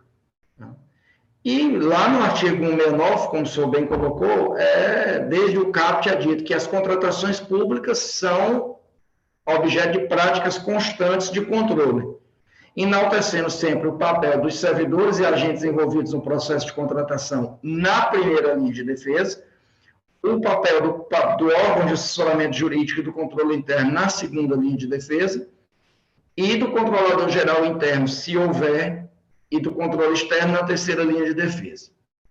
O ministro Zimbler falou, e esse termo é um termo, me parece bastante apropriado, me parece mais um requisito de habilitação. É mais um requisito de habilitação. Então, é inegável, acho que aqui nós estamos diante de um ponto bastante claro, é inegável que, em havendo uma contratação e se estipulando um terceiro para garantir a execução do objeto contratual, que é a seguradora, notadamente nós temos 2 certezas. Uma, de que há uma garantia maior, razão pela qual seria até um pouco, beiraria um pouco uma certa antítese se uma seguradora não tivesse uma função de garantir a execução do contrato, do objeto contratual. Mas nós temos, de outro lado, outra certeza também muito positiva, de que o segurador precisa ser remunerado. O que vai variar, o que nós ainda não temos tanto no mercado, são balizas a respeito de qual é o percentual sobre sobre essa pólice de seguro. E se realmente vale a pena para contratos não tão significativos, não tão duradouros, e aqui me permite uma simples comparação, uma simples diferenciação, se vale a pena, por exemplo, em contratos por escopo, onde a execução do contrato se confunde com a própria recebimento do objeto, estabelecer ou colocar um terceiro, uma seguradora nessa relação jurídica contratual. Me parece que ela é desnecessária. Então, me parece que o papel do segurador existe para grandes obras, para grandes contratações, independentemente de obras, eu até coloco aqui os contratos de eficiência, como foi colocado pelo ministro, e os contratos de prestação de serviços, que são contratos problemáticos, notadamente no que diz respeito ao cumprimento das obrigações trabalhistas, e que agora, pela nova lei, passa a ter um prazo mais duradouro, não apenas de 5 anos, com a possibilidade de ser até 10 anos. Mas me finalizo aqui dizendo o seguinte, que deve-se pensar sobre o papel da seguradora sob a ótica da economicidade. Não sei se eu me fiz entender. Oh, perfeito, perfeito. Muito obrigado pelo esclarecimento, foi excelente. Márcio Malfatti, querido Malfatti, você foi provocado por todos aí, você e a Valéria. Eu acredito que nós temos que abrir aí para você fazer considerações que achar pertinentes e contribuir aí e a doutora Valéria falar, porque tá quicando aí, Malfatti. Jaque, querida amiga, e obrigado a ESA, agradeço a ESA na pessoa da Jaque, do Ricardo, e dizer que a gente não consegue retribuir o tanto de carinho que eu recebo de vocês aí do Rio Grande em todos os eventos e todos os convites que são feitos. Um prazer estar aqui hoje, aprender com esses craques do direito de licitação, que conhecem tudo da matéria. Mas eu vou fazer uma pergunta para a Valéria, mas se ela me permitir, já que a Jaque provocou, eu vou fazer um pequeno overview aí de tudo que eles conversaram no seguinte sentido, Val. A gente precisa tranquilizar essas pessoas. Eles estão assustados com o seguro aí, garantia, não precisa. Claro, eu quero entender o novo, eu quero saber o que vai acontecer, eu quero saber como vai, mas primeiro eu queria dizer aos amigos o seguinte, o mercado também está preocupado, olha a fala da Valéria. Só que eu queria lembrar vocês assim, primeiro, o mercado de seguros se adaptou a inúmeras situações. Inúmeras. Você tem as mudanças de lei, de legislação, exatamente como está acontecendo aqui. E o mercado a reboque de cada uma vai se adaptando àquelas situações. Então, é mais uma. Tem aquelas seguradoras que saem na frente, porque são melhores estruturadas, conhecem a matéria, né? Então, aqui hoje, que nós estamos conversando, são as seguradoras de garantia que vão trabalhar. As que não são desse nicho não vão chegar nem perto. E aí eu quero deixar o ministro Benjamin e o professor Guilherme muito tranquilizados nesse sentido. Por quê? Primeiro, porque você não vai entrar para perder dinheiro nessa situação. Segundo, e a Valéria apontou bem, o ressegurador externo não vai te dar capacidade, leia, não vai vir junto para o negócio, se o negócio não for bom. Eu vou fazer um paralelo muito primário, mas só para dar essa garantia de que as coisas vão funcionar. No começo dos anos 80, seguradora nenhuma tinha área de engenharia dentro das suas bases, dos seus colaboradores. Elas foram criadas para atender o mercado. Essa questão de tocar ou não a obra não existe para segurador hoje. Serão criadas as áreas internas ou externas ou mistos nesse sentido, justamente para atender isso que a legislação está dizendo. Só irá para esse mercado quem assim se estruturar. Porque se não for assim, está fadado ao insucesso. A questão do preço trazido pelo professor Guilherme, o molho não pode sair mais caro que o peixe. O seguro é para dar uma garantia a essa operação de que ela será ou terá sucesso adiante. Ela está garantida. E eu quero trazer uma situação muito peculiar, e aí é do seguro garantia, a Val faz os complementos que ela entender necessário. em que o seguro-garantia não é idêntico aos seguros que estamos acostumados. Bati meu carro, faleceu, pegou fogo na minha casa, paga-se a indenização. Se for um seguro de dano, tiver um terceiro causador, ainda você tem um ressarcimento. Se for um seguro de pessoas, pagou, acabou a história. Aqui é diferente. Ocorrido o sinistro, e aí eu vou pedir Vênia para fazer um parênteses, cuidado com o que é sinistro no seguro-garantia. Sinistro no seguro-garantia é a inexecução da obrigação, seja ela de fazer, de dinheiro, que diabo for. A própria SUSEP trata mal o tema, dizendo que, por vezes, o fim da vigência de um contrato de seguro é sinistro. Não é. Sinistro, lá no judiciário, por exemplo, de garantia, se vencer o prazo, é como se fosse uma carta de fiança ou qualquer outra garantia que perca a eficácia. Troca-se, substitui ou arque com os ônus. Voltando, o que eu quero dizer é o seguinte: o segurador no seguro-garantia, e aí eu quero fazer um coro com o professor Guilherme no sentido de preocupação de preço, mas quando esse preço é bom, o custo-benefício é sensacional. E por que eu estou dizendo isso? Lá nos anos 80 e 90, empresa nenhuma nesse país tinha um splinter para combater o incêndio. A legislação veio, os seguradores, ao fazerem a avaliação de risco, isso é importante. Claro que no garantia você tem toda uma avaliação diferenciada, técnica estrutural, financeira, capacidade. Ok, as seguradoras terão que ter toda essa capacidade de análise. Já tem hoje. Já tem hoje. Da de análise tem. O que não tem é talvez das execuções de obra. Algumas até tem. Mas quando você exige isso do player, olho no que falou o professor Guilherme, razoavelmente, porque se você fizer desarrazoadamente, de uma a duas, se fizer a menor, o seguro não vale de nada. Se fizer o extremo, o seguro inviabiliza a situação.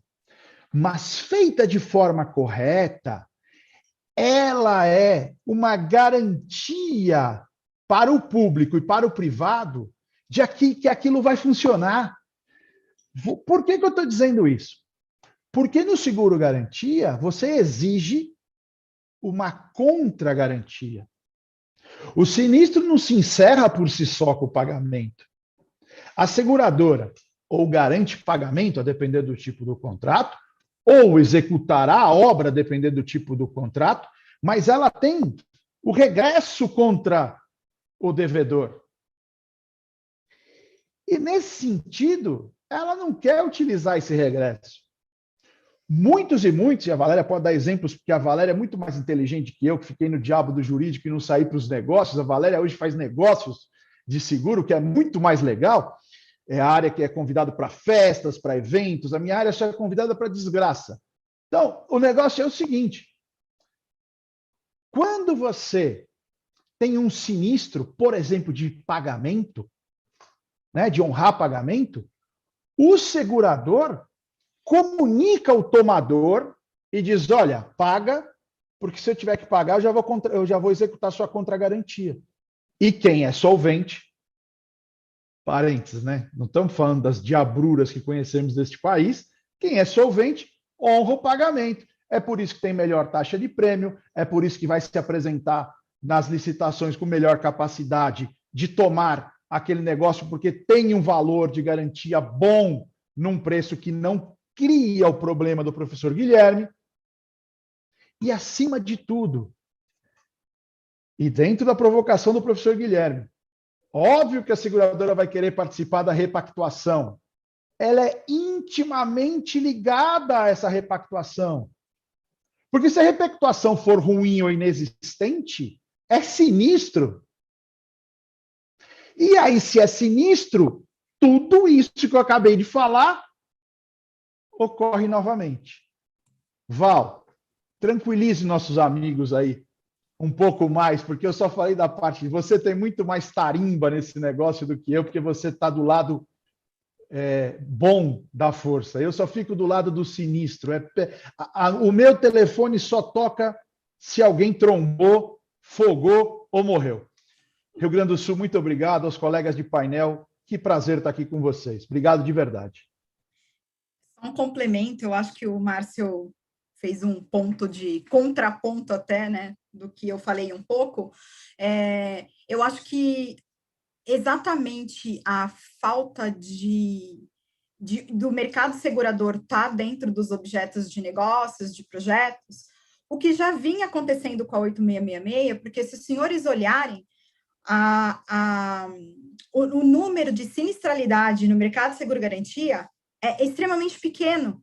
Então, as seguradoras, embora elas vão ter que se preparar para esse novo momento, né, de ter uma robustez maior, de conhecimento de projeto, de estar mais próximo, ainda assim, ela nunca deixou dinheiro na mesa, vamos dizer assim. Os grandes projetos, eles vieram acompanhando desde sempre, né? Eu participei, assim, ativamente de discussões de expectativas, que a gente chama no mercado de seguro-garantia de sinistro, ao qual sentou na mesa todas as partes e como vai se resolver. Então, no final da linha, eu acho que o objeto do seguro-garantia traz exatamente o ponto que o ministro deixou muito claro, é a questão da eficiência do projeto, né? É a questão de você transferir para o particular eficiência. E eu acho que essa é a palavra que faz com que a gente veja o quão importante o mercado está dentro e o quão importante ele estar preocupado, sim, com questões de resseguro, capacidade técnica, intelectual, investimentos, mas o quão isso também não vai trazer uma robustez, né, e trazer ali o mercado do seguro-garantia, né, novamente a trazer grandes obras, grandes projetos para o país, que é o que exatamente o mercado, o seguro-garantia, ele sempre teve essa principal função. A gente precisa ou equilibrar a balança ou até, né, inverter essa balança do produto do seguro-garantia, que hoje ele está focado em outras linhas de negócio, né, e eu acho que o mercado, com essa nova lei, ela vai ter a possibilidade, sim, de ter suas preocupações, obviamente, não é só o mercado segurador que tem que se preocupar, né? Tem vários players envolvidos aí com as adaptações e as mudanças, mas, ao mesmo tempo, vai trazer uma robustez, um aquecimento para o mercado que a gente já está aguardando, já estamos na expectativa há alguns anos. Então, a palavra da eficiência, ela faz muito sentido de ter o seguro-garantia como balizador disso, né? Então, acho que eu complementei aqui um pouquinho as palavras do Dr. Malfatti. Excelente. Ministro Benjamin, por gentileza, suas considerações em relação a tudo que foi falado. Nós já estamos nos encaminhando aqui para o final, ainda temos alguns minutos. Se o senhor achar pertinente com as provocações aí do Márcio Malfatti, é um empolgado, já viu que o telefone lá é triste. Obrigado, Jaqueline. Bem, eu escutei com muita atenção as palavras de todos, e esse é um tema que está colocado e, por certo, ele vai continuar a ser debatido em muitos fóruns. Eu convido vocês a participar do fórum que nós vamos abrir na FGV também, na FGV Conhecimento, dia 1º de outubro, em que esse tema vai ser discutido, e nós vamos trazer também representantes das empreiteiras, do mercado de seguradoras. Do ponto de vista da administração pública, do controle externo, para além de saber se o mercado de seguros e resseguros está preparado para enfrentar esse desafio, nós temos dúvidas quanto às decisões discricionárias do gestor de escolher para grandes obras a cláusula obrigatória do performance bond. E o medo é de você inviabilizar o princípio da impessoalidade, da competitividade, restringindo o universo de licitantes. E mais, de forma transversa, repassar para o setor privado uma habilitação que vai se dar no mundo do mercado segurador. É óbvio que esse é um tópico em que me parece que a regulamentação ela é absolutamente necessária. Essa é uma lei curiosa, porque, apesar de ser tão extensa, ela pede regulamentações em mais de 50 tópicos, e muitos outros estão sendo suscitados, mas esse é um ponto que me parece importante, deve ser regulamentado. Mas, mais do que a regulamentação, eu acho que eu fico feliz de ouvir representantes do mercado segurador, do Márcio Malfatti, da Valéria Leite, da doutora Valéria Leite, mostrando algo que eu, obviamente, desconheço, que é essa capacitação que está ocorrendo no mercado segurador para enfrentar esse desafio. Eu também ouvi atentamente as perguntas do amigo Guilherme quanto eventualmente, a desnecessidade dessa interveniência da seguradora. É algo, sempre o doutor Guilherme coloca perguntas muito interessantes. E, mais do que responder às perguntas, agora só me cabe agradecer a possibilidade de participar de tão elevado debate e dizer que estou sempre à disposição da Escola da OAB do Rio Grande do Sul para qualquer evento suplementar. Muito obrigado. Gratidão, ministro. Doutor Guilherme, suas considerações, por favor. Doutora Jaqueline, muito obrigado. Obrigado à Escola Superior de Advocacia do Rio Grande do Sul. Eu espero, sinceramente, em breve poder estar em um evento presencial. Eu gosto sempre de utilizar a palavra do Ariano Suassuna, quando perguntaram a ele se o computador iria substituir o livro de papel, e ele respondeu que nunca se imaginou com um computador abraçado dentro de uma rede.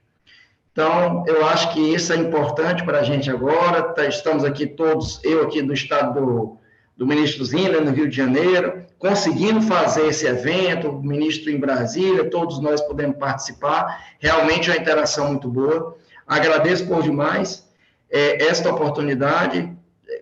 Sempre um debate com esta magnitude, com essa riqueza de exposições, nos deixa reflexivos. Eu estava aqui anotando, fazendo minhas anotações a mais, e reitero sempre só essa minha preocupação no que diz respeito ao encarecimento das contratações públicas. Mas o jogo está aí pela frente.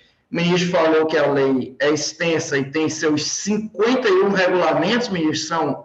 É sempre uma boa ideia, né, pensar sobre esses 51 regulamentos, e vamos ver o que é que nós temos aí para frente, sobretudo nesses próximos 2 anos. É um novo mercado, são novos desafios, mas é assim que vive o direito, e é disso que nós vivemos. Novos desafios, novas oportunidades. Muito obrigado, obrigado pela participação. Obrigada, doutor Guilherme. Doutora Valéria, considerações, por favor. Queria agradecer também a participação. É super bacana a gente estar aqui discutindo. Para mim é sempre um aprendizado. Como colega do Malfatti aí, a gente discute muitos temas, né? Eu também sou uma pessoa muito persuasiva em querer entender, aprender. Acho que o aprendizado não tem lugar no espaço. A gente precisa estar sempre aprendendo, sempre escutando o próximo, né? E também tentando contribuir naquilo que você pode, né? Mas eu acho que o ponto importante aqui é a gente ver que a gente está fomentando negócios, as inovações, né? Tudo que é novo, ele tem as suas dificuldades, né? As pessoas demoram a certas adaptações. Isso não é diferente para as empresas, né? Pessoas, CPFs e CNPJs, né? Sempre tem ali o período de maturação, mas o mais importante, e olhando aqui pela ótica das seguradoras, do mercado segurador, é uma movimentação que eu não vi há algum tempo no mercado, e eu acho que vai ser uma movimentação importante para esse segmento, para o crescimento do mercado segurador, no tocante ao produto financeiro de garantia, né? Mas mais além do que isso, é o crescimento das obras públicas, né? O crescimento do país, e nada como trazer essas inovações à mesa para fomentar negócio, discussões, né? E melhorias, né? Eu acho que o mais importante é isso, e a minha ótica é muito de uma perspectiva muito positiva de que as coisas vão cada vez ficarem melhores a partir da hora que a gente busca mudar os conceitos, né? E eu, na verdade, gostaria de agradecer a presença de todos aqui, dos colegas. Muito obrigada. Muito obrigada, doutora Valéria. Doutor Maurício Gazem, por favor, suas considerações finais. Eu gostaria de novamente agradecer o convite que foi realizado por ti, né, parabenizar os palestrantes aí pela excelente abordagem, né? Não resta dúvida que a gente tem um grande desafio pela frente, né? É uma lei extremamente extensa, né, que depende de um conjunto grande de regulamentações, conforme o ministro falou aí, já está se falando, se começou falando em 30, já está em 50 possíveis regulamentações que nós vamos ter, né? E é muito importante que a gente continue fomentando esse tipo de debate, né? Porque uma lei que efetivamente ela vai ter uma grande importância, né, tanto para a administração pública como para aqueles que trabalham com o poder público. E muito obrigado novamente e uma boa noite a todos aí que estão nos assistindo. Dr. Matheus Klein, por gentileza. Gostaria, então, de agradecer também a doutora Jaqueline, agradecer a todos aí pelo excelente evento que a gente teve hoje, né?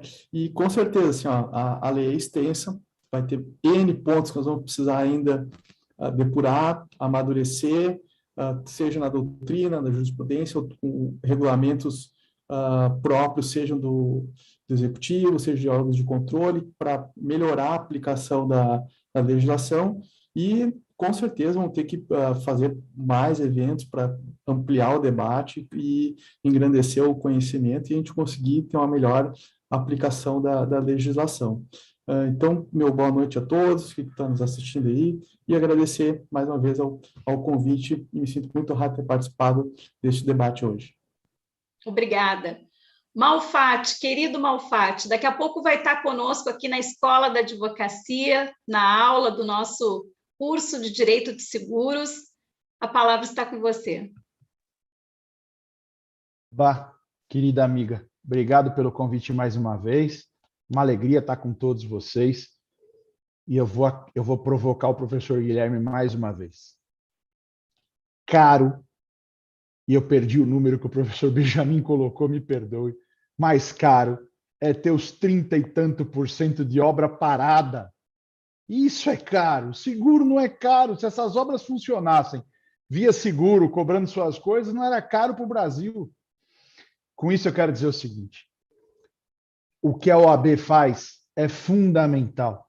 Temos aqui 6 pessoas que falam diferentes línguas, que enxergam diferentes visões, que são multidisciplinar e que precisam se juntar nesse ambiente democrático de discussão para levar esse conhecimento, essas ideias, a ciência, em última análise, para combater as trevas que, por vezes, assombram o nosso país. Muito obrigado a todos. Um prazer estar sempre com vocês. Viva o Rio Grande. Muito obrigada, Malfatti. E aqui, em nome da Escola da Advocacia, nos seus 36 anos, é a escola mais antiga do Brasil, onde nós estamos com a plataforma 100% online, levando conhecimento desde o ano de 2018, antes até mesmo da pandemia. Essa escola que não mede esforços para trazer conhecimento, levar informação aos advogados, advogadas, estudantes, e em nome do presidente Ricardo Vilar, também da Comissão de Seguros da Ordem dos Advogados do Rio Grande do Sul, ao qual tenho um grande prazer de promover estes debates de extrema qualidade.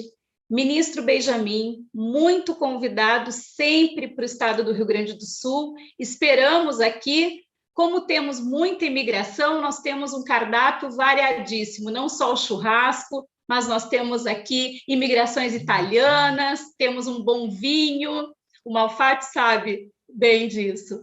Malfatti, querido amigo, é um prazer estar sempre com você, trazendo esse conhecimento grandioso do mercado segurador que você tem. Extensivo, doutora Valéria, prazer em conhecê-la.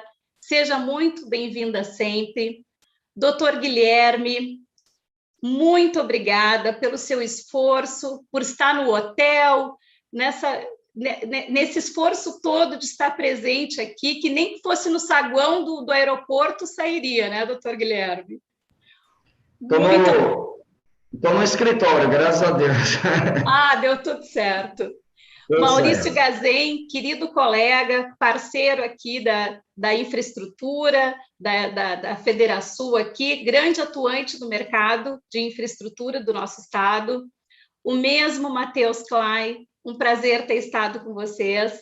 E a essa equipe maravilhosa da ESA, que eles são os que ficam nos bastidores, fazendo possível tudo isso acontecer com qualidade e com carinho a todos. A todos que estão nos ouvindo, boa noite. Muito, muito obrigada. Fica salvo aqui esse evento maravilhoso na plataforma do YouTube e vocês poderão assistir. Um grande abraço, fiquem todos com Deus.